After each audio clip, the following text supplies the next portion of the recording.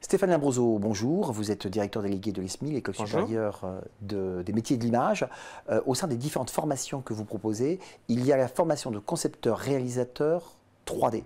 Alors ça, c'est un métier qui fait rêver, mais exactement, c'est quoi? Alors le métier de concepteur-réalisateur 3D, c'est effectivement vous allez maîtriser l'ensemble des techniques fondamentales de la 3D. Donc vous allez déjà, c'est un cursus qui se fait en 3 ans après une mana, ou pour des gens qui viennent de bac en art appliqué, éventuellement ils peuvent rentrer directement en première année. Donc effectivement, la première année, vous allez apprendre surtout des techniques, ce qu'on va appeler tout ce qui va être autour de la modélisation, ensuite tout ce qui va être la gestion des textures, la gestion de la couleur.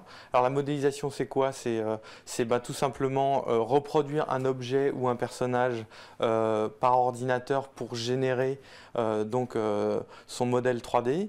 Ensuite, la deuxième année, vous allez beaucoup travailler sur ce qu'on va appeler de l'animation, des techniques d'animation. Donc une fois que vous avez bien sûr tous ces modèles et ces objets, il va bien falloir les animer, leur donner des mouvements, leur donner des expressions, notamment par exemple sur le jeu vidéo et les films d'animation. Vous allez travailler sur toutes les techniques de 3D temps réel, où là on va vous apprendre à programmer des logiciels pour générer des images en 3D en temps réel, hein, ou traiter effectivement ce qu'on va appeler des éléments qui ont été capturés par ce qu'on appelle la motion capture. Vous allez avoir effectivement des combinaisons avec des capteurs où l'ordinateur va retranscrire les mouvements directement sur l'ordinateur, mais bien sûr il va falloir le traiter, c'est ce qu'on appelle en fait un rendu brut. Il va falloir bien sûr ensuite finaliser ce rendu pour rajouter les couleurs, les textures, c'est-à-dire par exemple ce qu'on appelle une texture, c'est reproduire un tissu, reproduire du bois, reproduire un reflet. Donc tout ça, on va vous apprendre à faire tout ça. Et la troisième année, c'est vraiment une année de spécialisation dans un domaine, effectivement, où vous allez, dans le cadre d'un film de fin d'année, vraiment vous spécialiser sur un des détails, je dirais,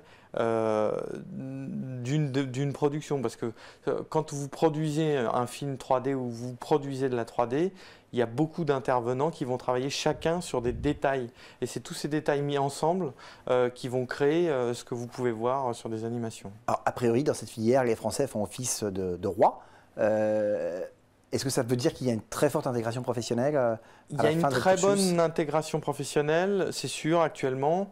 Et il ne faut surtout pas avoir peur de s'expatrier. Parce que notamment pour les gens qui veulent travailler dans le jeu vidéo, c'est vrai que les grands plateaux de développement sont souvent au Canada en ce moment ou en Asie. Donc, mais c'est souvent des Français qui sont lead, ce qu'on appelle lead, c'est-à-dire vraiment qui vont gérer les équipes et qui vont être chefs de projet dans ces métiers-là. Dernière question, en dehors du diplôme, quels sont vos critères d'admission? Alors, toujours l'esprit créatif, ça c'est une chose importante. Avoir une bonne culture au niveau de l'image, savoir un minimum dessiner, pour entrer en mana. Et bien sûr en mana on va vous apprendre les techniques fondamentales du graphisme, mais bien sûr toujours être curieux et voilà, être ouvert d'esprit. Stéphane Lambroso, merci. Merci.